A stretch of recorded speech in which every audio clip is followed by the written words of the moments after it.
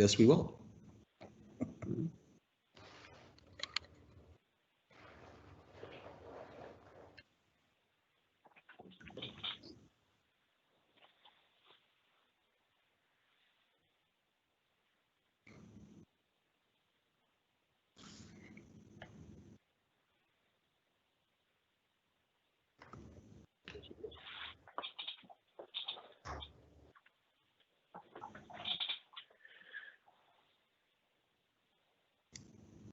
Good morning, everybody. My name's Dave Beidelman. I'm an Information Technology Security Architect at SHI International. Thank you for joining us today at the New Jersey Cybersecurity Hub. Topic for today, we have three panelists here besides myself during the presentation today. We've got Bill Penders, Senior Advisor at NJEDA. We've got Dr.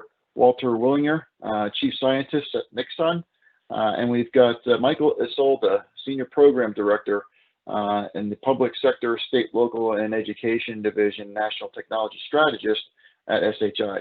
Let me introduce myself as well. I'm a Senior Solution Architect working for security practice. I myself have at least 25 years experience in the cybersecurity field. And I literally started back in the days when RSA and PGP, Diffie-Hellman were all the rage. Started building firewalls back in the early 1990s and moved forward with my cybersecurity career from there. Today, we have William Bill Penders. He will start off our conversation here today. Before we start with him, though, a couple things that I'd like to mention as far as a topic up front. Everybody pretty much knows within this field, we have a severe shortage of cybersecurity professionals and talent. And one of the things that we'd like to talk through today is how New Jersey as a cybersecurity hub can help with that cybersecurity shortage. There's a lot of opportunity here. There are a lot of chances to get trained up and gain experience and to work in this very challenging and rewarding field. So with that, I'll turn this over to Bill and we can start from there. Thank you, David. I'm Bill Penders. I'm Senior Advisor at the New Jersey Economic Development Authority. I have specific responsibility to cultivate the cybersecurity ecosystem for the state of New Jersey. So I'll say a few words about New Jersey as a cybersecurity hub, which is really one of the state's goals. Even before COVID-19, New Jersey had identified cybersecurity as a business sector that we wanted to cultivate, catalyze, and help to grow and emerge as an economic force within the state. The current COVID-19 environment we are existing in has only accelerated and elevated the importance, relevance, and opportunity associated with cybersecurity. Governor Murphy's economic plan for New Jersey, creating the state of innovation, focusing on business sectors that are resilient, that require innovation and technology, product development and infrastructure, fit perfectly with the cybersecurity industry. Our goal in New Jersey is to establish an environment where we have created a talent pipeline and a culture of innovation and excellence that attracts companies to set up and grow their business here. If we have the talented, properly skilled resources for companies to hire, that is a major attraction, whether you are a company that provides cybersecurity solutions or you are a CISO of a company looking to build out your own cybersecurity team internally.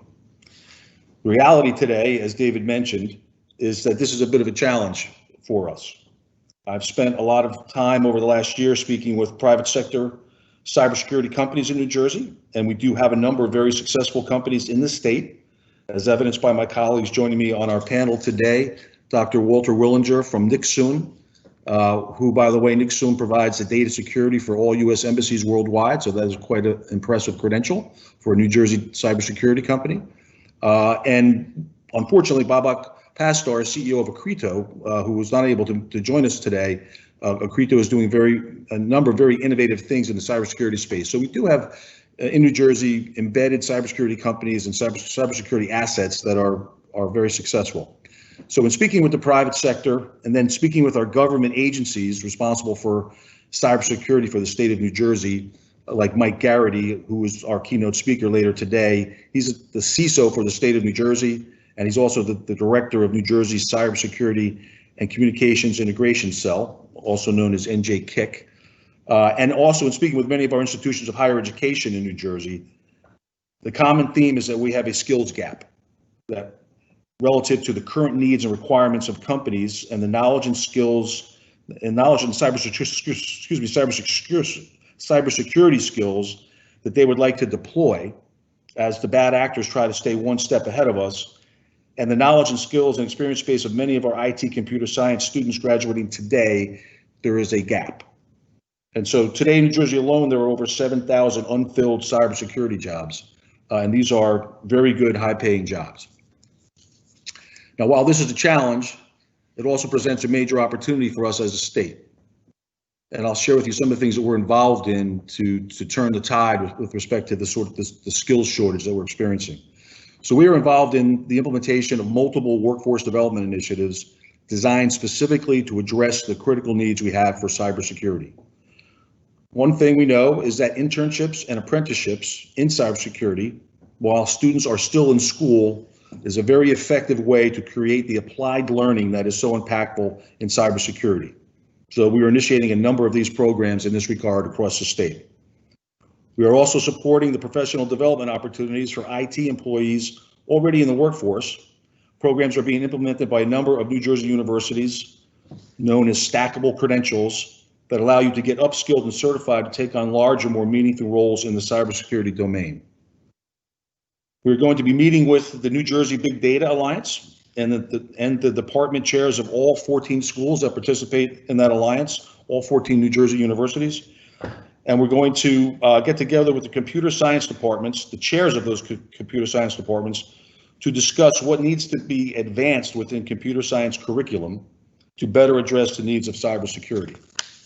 That meeting will also include a number of private sector CISOs, so we get their input, as well as our state government agency resources and people like Mike Garrity. So it'll be a very well-rounded discussion around what needs to advance in cybersecurity curriculum within our institutions of higher education. And we're also looking at ways to get at this at the high school level, where exposure and insight to cybersecurity should really begin. What exactly do you do in a cybersecurity role? And I think a lot of students in high school would find this very interesting to know about. And finally, we're also looking at the creation of a virtual center of excellence for New Jersey cybersecurity. This will be a public domain repository where you can access open source code and multiple sources of data and intelligence on what is currently in the environment ecosystem for cybersecurity. So these are a number of the activities that we are currently pursuing as we endeavor to create a very hospitable environment in New Jersey for the development of cybersecurity resources and the foundation of cybersecurity services in the state. So that, David, that concludes my opening remarks around New Jersey as a cybersecurity hub and a number of the initiatives that we're currently implementing. All right, thank you very much, Bill. Sure. We'll move on to Walter Willinger, if you wouldn't mind with your opening statement, please.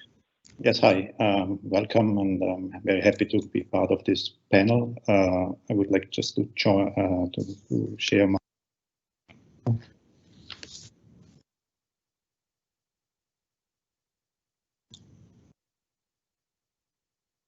I think Walter went on mute.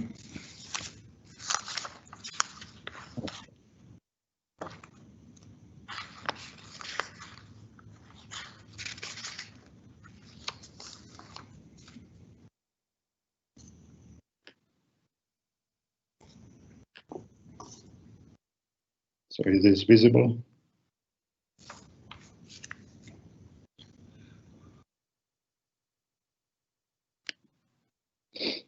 So can you see my screen?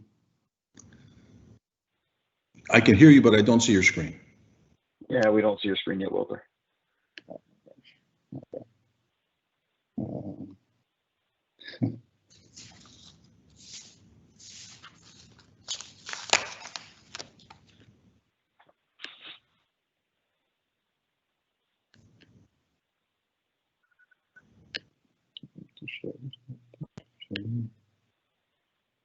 We'll see if we can see if you can share your screen yet. Still no? Yeah, we don't see it yet. Nope. Right now, we see New Jersey Cybersecurity Conference 2020 with the panelists up on the screen.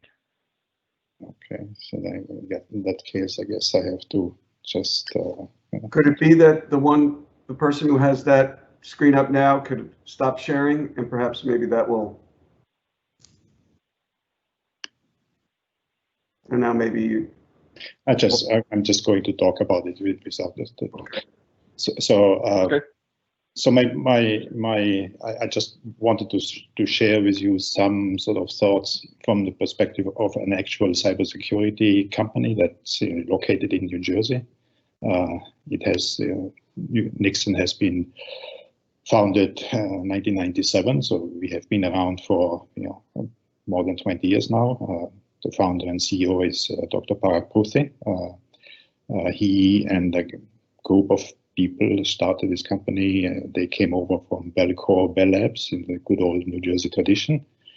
And it's a privately held company, headquartered in Princeton, and has about 200 employees today. So it's a small to medium scale company that is sort of a hardcore technology company. And a couple of years ago, it has been called New Jersey's best kept secret in cybersecurity by New Jersey Tech Council publication. So when I sort of basically talk a little bit about how did we come to this sort of being termed the best kept secret in cybersecurity in New Jersey. And in order sort of to talk a little bit about it, I mean, why is cybersecurity such a crowded marketplace, and why is it hard? Basically, there are two answers to that problem, three answers, where the original answer really goes back to the design of the internet. So the original internet design has been done without security in mind, and we pay the price today, and we will pay that price in the future. And that's where we have been struggling with cybersecurity, because of that original design decision that was made in the 70s and 80s. What we all agree about in terms of cybersecurity, and I think the keynote in the morning already mentioned that, I mean, the stakes are getting higher on both sides, on the good actors and the bad actor side, in terms of more and more information gets put online, and more of that information is trying to be exploited by the bad actors. And in addition to all this network that we use, that companies use for mission critical purposes, keeps on constantly changing. The technology changing, and the most obvious changes that we see are the speeds are constantly increasing, the data volume increases constantly. But I mean, that's just sort of an outward sign, and everything else is changing as well. So from a company perspective that wants to be in this cybersecurity space, how do you deal with these two problems in terms of the constant changing nature of the network that you try to secure, and then the fact that more information gets put on the network and more bad actors try to access the information?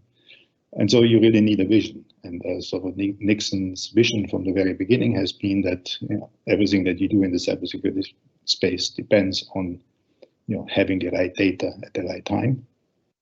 And in addition, it has to do with the fact that you have to have a architecture, and you have to have solutions that are robust to the changing nature of the network. So you cannot build a solution for the problem of the day only to rip it out and replace it by what's called the next generation solution, and do this again and again, because that's maybe good for business, but it annoys the customers.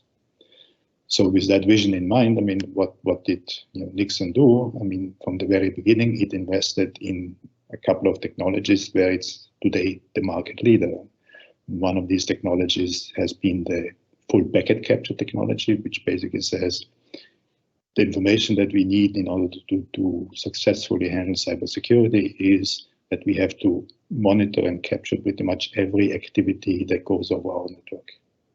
And of course, that means, capturing large volumes of data at very high speed, and that is technology-wise a challenge, but also a challenge in terms of, selling such solutions to the customers. But we are today the only solution that has this capability in production networks that are being used in today's production networks, where some of these production networks, handle tens of terabits of bits of data per second, and so that tells you something about the volume of data that needs to be handled efficiently. And the success that we had on the government side for using this technology has been demonstrated by the fact that 3 years ago, when the U.S. Department of Defense did a complete redesign of its information infrastructure, NIKSUN was chosen as the sole provider of this packet capture technology that was put in as a requirement for that redesign. And NIKSUN beat out all the large companies that tried to compete for this packet capture technology, and NIKSUN was the only one that was left standing in terms of being able to demonstrate this capability. Now, with that capability of being able to capture all this data, I mean, it has to be done in parallel with, you have to be able to demonstrate that this data can be stored efficiently, can be indexed and accessed efficiently. And that technology was also developed in the 10 years ago by NIKSUN, and it was sort of another indication of different government agency got wind of that technology. It was the United States Secret Service that used this technology in the 2005, 6, 7 timeframe to fight a large cybercrime syndicate. And NIKSUN was willing to pull the production of the public and just use it for this particular purpose. And then, 6 years ago, we were approved to use it again in the public sector, and this product is now being used again in the commercial world as the only solution that can handle really petabytes of data in a very efficient way. The efficiency is also complemented by a technology that, again, NIKSUN developed from bottom up, and that is a Google-like search capability to search these huge data sets in real time in a sort of one-click fashion. And all these technologies have been developed and are unique to a company that has a couple of hundred employees, is based in New Jersey, and competes in a marketplace that is very crowded with much larger players that have actually many more people working for them. But it just illustrates that if you have a vision and if you have a technology, a demonstrated technology that works, you actually can succeed in this space quite well, and not only succeed but even strive. My last comment has to, looking a little bit into the future, has to do with, everybody agrees that the future of cybersecurity is bright in terms of this will be and remain a problem, but we will have much more. So the dream of cybersecurity for the future is to have an autonomous defensive system in place, meaning that the network can defend itself. There is fewer human expertise necessary, and the detection and the mitigation of nefarious events can be done automatically. Everybody agrees that that will be the future. The question is, how far out in the future can that be deployed? And of course, there are then these three challenges. One is, what's the data that being used in this context? And NIKSUN has, more and more people agree that the technology that NIKSUN has developed is the foundation for this providing the right data. The technology, what's going on under the hood, is always changing, so that needs to be updated and always adapted to the latest advances in the networking technology. But then the third, the more contentious argument that comes into this picture in terms of what's needed in the future is to work well with this enormous amounts of data that's available. You need machine learning and artificial intelligence. And the one big differentiation that we make on the NIKSUN side is, we try very hard to point out that machine learning and artificial intelligence these are not inherently cybersecurity technologies, and in their current state are not suitable for cybersecurity. So, if you see solutions that are built on current technology in this area, they're most likely not working all that well. And what is really needed, and that's where industry and academia has to work very closely together in the next few years of probably decade, is completely reinventing machine learning and artificial intelligence so that these technologies can be applied in the cybersecurity space. So there's lots to do, lots of need of expertise on all sides, but it won't come quickly, and the solution won't be there in the next year. It will take definitely decades to get there. So the future is bright, but and also interesting, but at the same time it's challenging. So thank you, and that's. All right. Thank you, Walter. Appreciate that. Yeah, I mean, just to sum up what I took away from Walter's comments here, he obviously is a very successful leader in NIKSUN. A couple things that come to mind with what he mentioned. It's having the right data at the right time. This stuff doesn't happen by itself. This takes a lot of effort, a lot of time, a lot of skill to build the systems to be able to analyze, collect, analyze, and react to the data that's generated by these systems, such as NIKSUN Net Detector.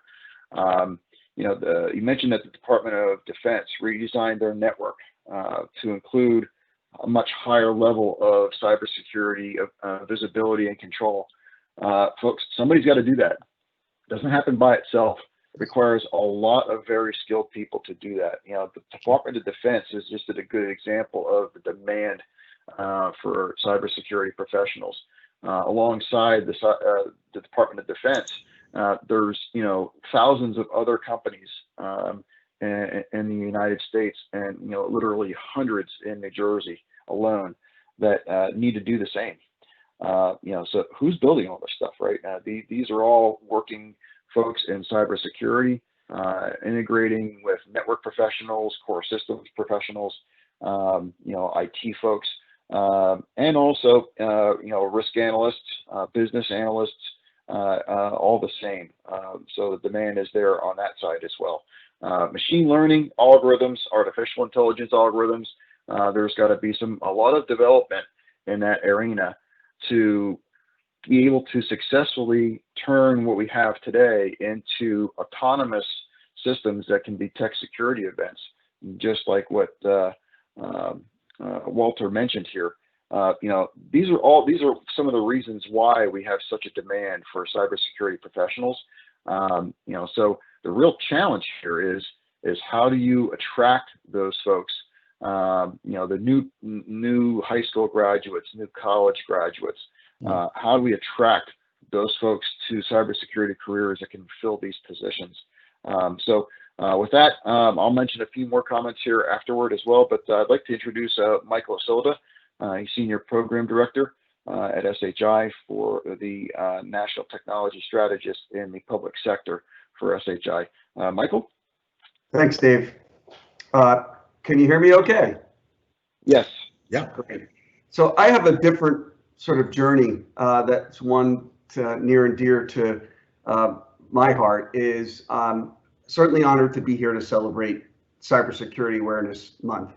I am a national technology strategist for state, county, local government, and the K-20 sector. Now, what does that mean? Well, I'll tell you as a part of my journey and how I got to that. I started at Seton Hall University, where I received a Bachelor of Science in Business Administration at the Stillman School of Business. I came right from high school and was uncertain what major and what I needed to do. And I went to apply for a student worker position in Corrigan Hall, which is one of the campuses where the computer center, data center was housed. And that ended up being a 8-year career living in South Orange, where I then became a computer operator, a junior programmer, a programmer analyst. And I then was recruited by the 5th largest municipality and school district in New Jersey, where I served 32-year career and was a CIO for Woodbridge Township. We had a unique shared service, town, school, and police. And what has become as a part of a technology leader and as a CIO, and what I've learned throughout those years of my career at Seton Hall, which built upon that, was a robust, secure network. And any lists that you look at throughout any Gartner, NASCIO, EDUCAUSE, whatever the space is, certainly in community colleges and universities, is a posture of good cyber practices, which is one of the most important things that we have as technology leaders. So what I do is try to go across the country to really talk about the CIO position that I had and building it on cybersecurity. It just so happens that SHI, which has 5,000 employees, they're in Somerset. For 29 years, I used them to build my network. They recruited me back, and I'm not there to sell things, but more about awareness and having these kinds of conversations where I could be on a panel. I think that the idea of cybersecurity with students, and whether it's women in coding and shortages of leadership and cyber folks, we're thirsty for hiring, graduates, certificates, degrees, because there is a shortage, as Dave had mentioned. It's just been a journey that this type of career fair awareness and what we're doing is really raising the bar on it. So I'm from a different angle of this.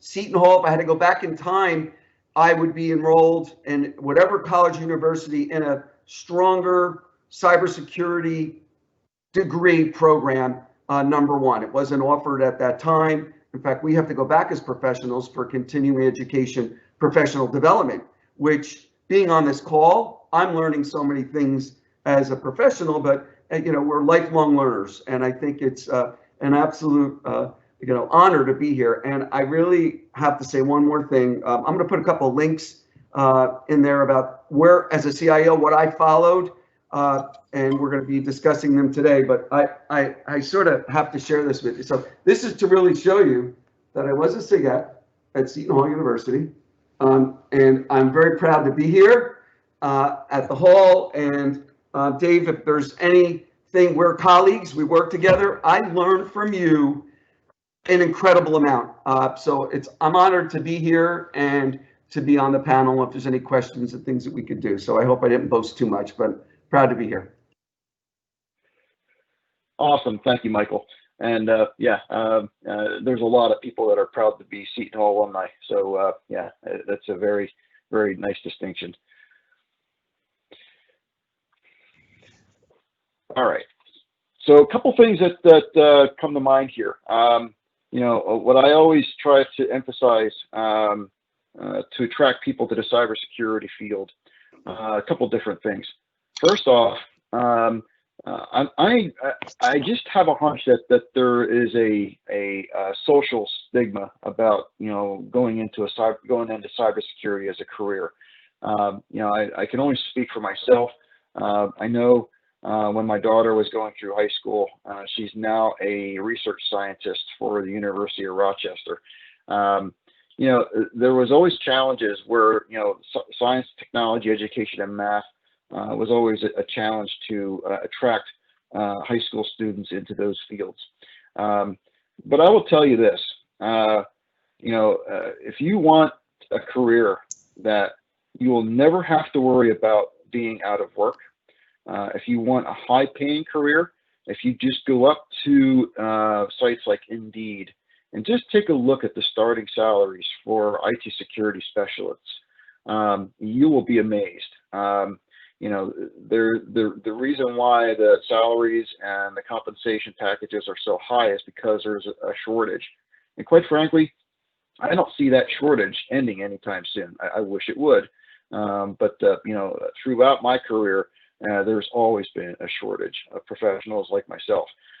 Companies like SHI, we're one of many different companies in New Jersey that are continually hiring, all various levels of cybersecurity specialists, whether you're entry level, whether you're middle in your career, like myself, towards the tail end of my career. We're always looking for folks that are talented cybersecurity specialists. So the demand is there. The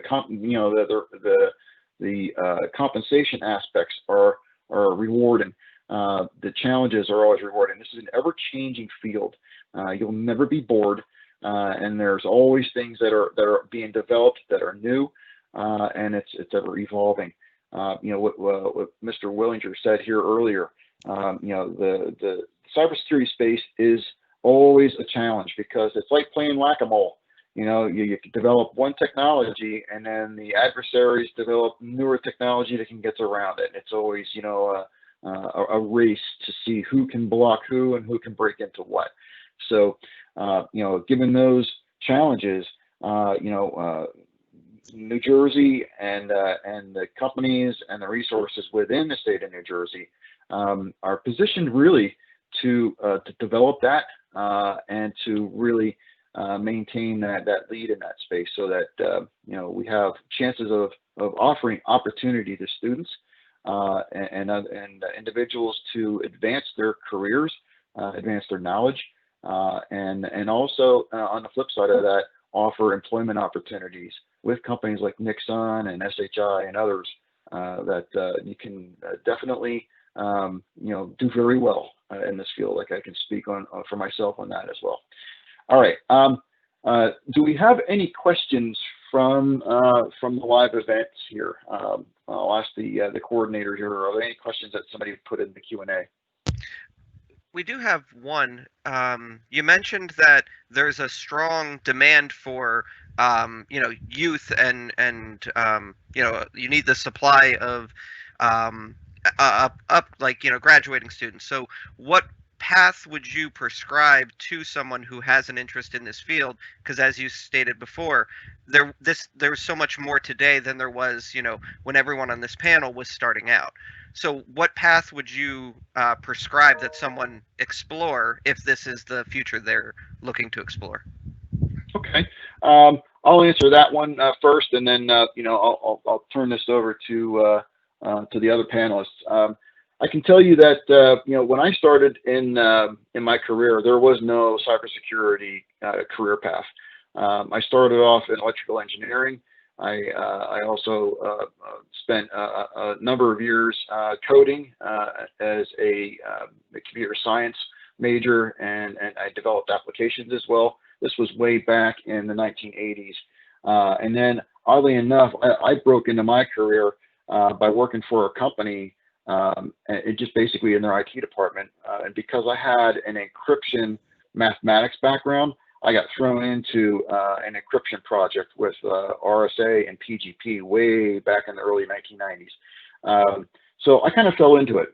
Today, you have a number of paths that you can take. First off, there are over half a dozen universities within the state of New Jersey that offer, formal cybersecurity programs that you can take as a career path.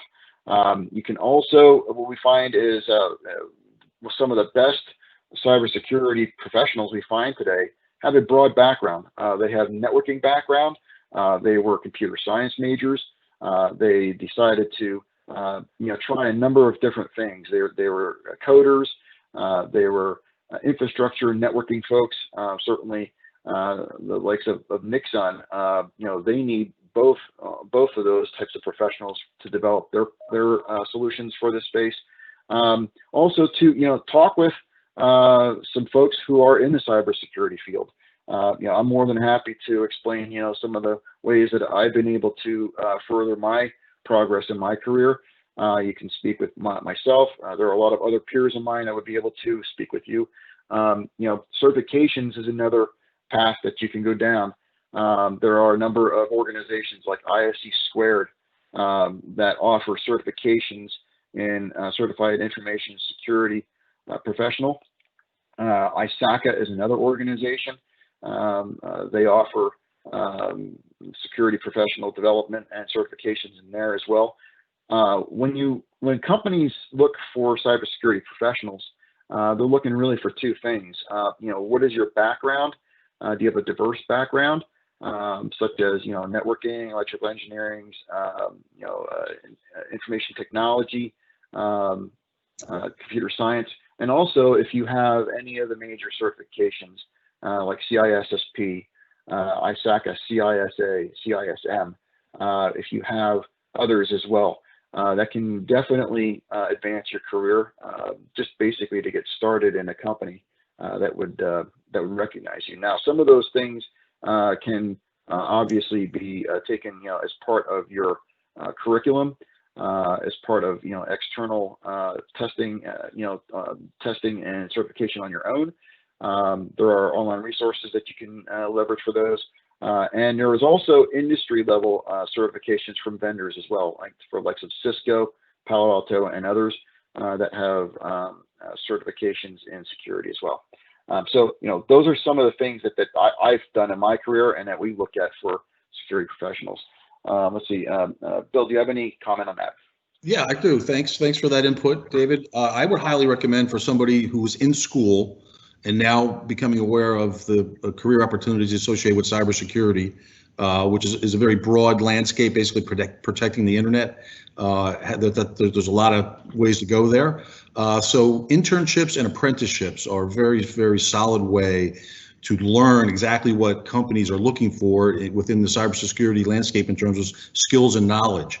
I know that Mike Garrity, who's the Chief Information Security Officer for the state of New Jersey, has a very effective internship program that he runs, where he takes students from NJIT, from Seton Hall, from across the spectrum, Stevens Tech, and he works with them as interns while they're in school, and then once they graduate, he deploys them immediately based on the skills they've just learned over the last 3 or 4 years as an intern to be effective for him in terms of what they've learned on the job. And I would say apprenticeships offers that same applied learning opportunity, which is very impactful in cybersecurity, because in a lot of cases, every company needs something different. And so it's such a broad spectrum of things that need to be protected that, working with the IT security department of a bank will teach you a certain skill versus working with Mike Garrity and trying to protect the data of the state of New Jersey. So where you can get engaged in an internship program or an apprenticeship program, which many private sector companies are now funding and that we are supporting as a state, I would highly recommend that as a way to get the proper skills to be hired right upon graduation. Awesome, Bill. Thank you. Sure. Let's see. Walter, do you have any comment? Yeah, so I think so there is a little bit of a distinction between, so if a student sort of thinks about working for a cybersecurity company that builds products versus they want to be a cybersecurity analyst, that means using these products. So from my perspective, from a NIKSUN perspective, the challenge that we have is, I think what David already and Bill already mentioned, we are looking for experts across different fields. So we need expertise on the networking side. So people who want to build products, they have to understand the protocols inside out. And so these are students who come out of computer science. Today, that's not enough anymore. I mean, that used to be more or less enough, 5-10 years ago. But today, we also need expertise on various aspects related to what's nowadays called data science. So that's typically not yet covered in the sort of computer science departments, but you have to go to a more math department or statistics department kind of thing. And that makes it hard because the intersection of students who come out with expertise on the networking side and data science side is that intersection is still very small. Even in the data science area, it's not always obvious that they come out with the right skills. So So critical aspect of a person who wants to either work on the product side or on using the product side is really sort of this gaining experience. And I completely agree with what you said before, and that is, internships would be just absolutely critical. And I'm always I'm still amazed by the fact that I don't see any activity on the college or university side where each university has an IT department. I don't see any university that attracts their students to intern in their IT departments to gain some initial experience with working with networks, with real networks, working with real data, and doing actual cybersecurity within the university in a realistic setting. That's not done anywhere, and I am surprised by that. I think it really would be an enormous step forward if universities would move in that direction. Okay, thank you, Walter. Mike, do you have any comments on? Real quick, yeah. Speaking back to internships and starting as a student worker, I'm sure that needs to be a takeaway, that we get more involved, because that's how I started on a mainframe, being a COBOL programmer, and Governor Murphy wants to hire me back. But one of the things we did in Woodbridge, Cisco, home office in Metro Park, we had a part of Cisco Network Academy in our high schools, and these kids were touching network gear and switches and access points and getting the credit and on their transcripts, so that when they graduated, they were going into positions, because they're not all college bound. We have career focused, but we didn't forget any of our students, but many of them took those further careers, and many of them in cybersecurity in different colleges and universities. And certainly we want to keep them here in New Jersey. And a shout out to NJIT, where I got my master's right after that with a fellow, David Ullman, who used to work at Seton Hall with me, and then he's at NJIT, along with Dennis Garbini, who just retired, who was one of my mentors. So the experiences that I received, certainly with the internships and student working, and I think that's there. We just need to bring it out more and to get these students involved. Okay, thanks. Yeah, and one other thing, are there any other questions in the Q&A? Yes, we actually have one question, and we have about 5 minutes left in this session before we have to break for our next group. Okay. The question we have is there a place where we can find companies that are interested in working with universities and joint projects on cybersecurity? Bill, I'll turn that over to you. Do you know the answer to that one? Yeah, I would. We are, as I mentioned in my remarks earlier, in the process of setting up a virtual center of excellence for cybersecurity in the state of New Jersey. Actually, going to work with a lot of the data that we will pull from this conference, as a place to begin to create that center. But part of that process is we're creating an asset map for the state of New Jersey, where we are identifying where all the universities who have cybersecurity programs exist, where there are internship programs, apprenticeship opportunities, and all of that type of data. We're in the process of pulling that together and making it available to as in the public domain for people to access in that way. So we have a program in process to provide that type of information. Thank you. And I know just by looking at the cyber degree programs, you can just go up and do a Google search under cyberdegrees.org. You can see a listing of universities and colleges that have programs in cybersecurity. That would be another place to start too, and they may themselves have more information about internships and so on. And yeah, I'm glad Bill brought that up, because quite honestly, what we find is it's great to have book knowledge about how systems work, how networking systems work, how security products work. But I'll tell you that one of the biggest things that I find that incoming students really enjoy is when we go through exercises, and you get a lot of this in intern programs as well. I've actually run some of these programs for my local community and my high school, here, my local high school where I live. You know, the whole premise behind cybersecurity is protecting information from adversaries.